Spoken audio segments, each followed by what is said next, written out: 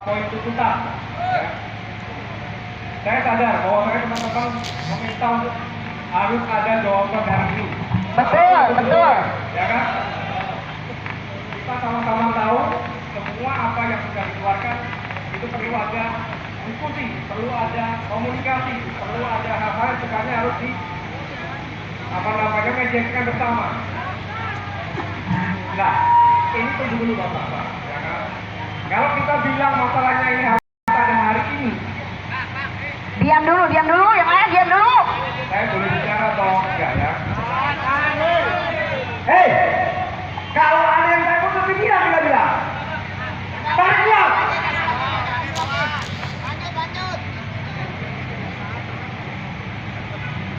Untuk keputusan, saya sampaikan, namanya keputusan itu bukan dari satu orang ataupun dua orang. Keputusan itu harus bersama. Mau untuk orang CEO pun nggak akan bisa langsung ambil keputusan, pasti akan minta advice kepada beberapa departemen. Nah, ternyata apa yang dituntutkan teman-teman semua terkait 4 poin. Salah satunya, yang poin pertama mengenai hilangkan atau hapuskan terkait ignore order ataupun pengabaian order. Itu juga kita perlukan. Kita sekarang sudah saya tampung semuanya.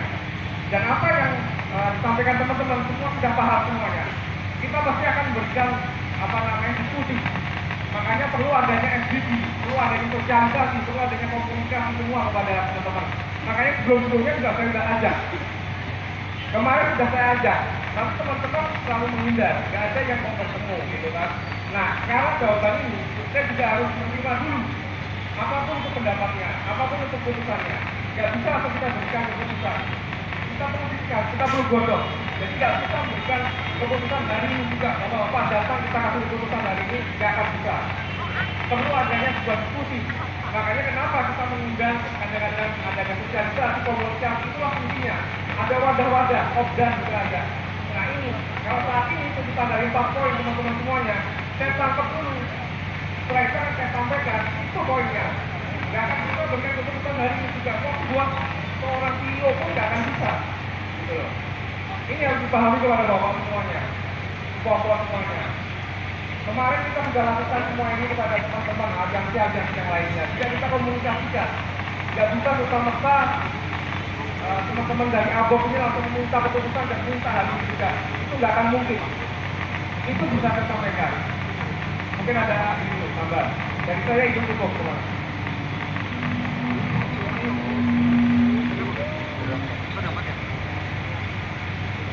Terima kasih Pak Henry. Jadi mohon maaf sebelumnya, tentu kita tidak ujuk-ujuk juga datang ke sini Pak Henry. Artinya apa?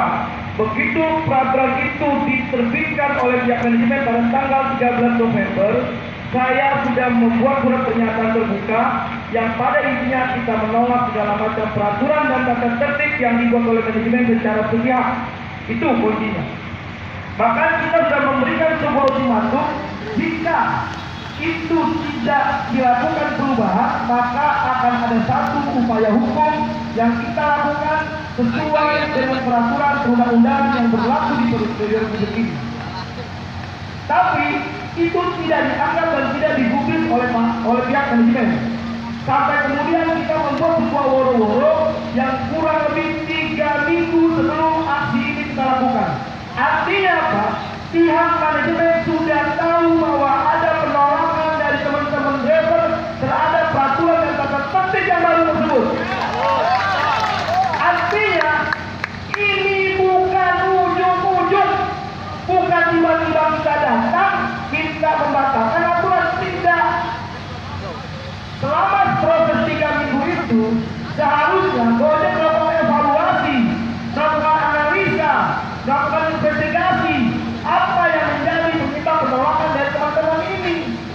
10 tahun Pak Henry kita bersama-sama 2014 kita membangun ekosistem ini dengan darah, dengan air mata, dengan nyawa. Tapi hari ini 13 November Pak Henry membuat peraturan yang seakan-akan menganggap kita bukan bagian dari ekosistem bisnisnya Gojek. Mereka membuat peraturan yang mengancam keberlangsungan kita di Jakarta. Itu yang membuat kami marah. 13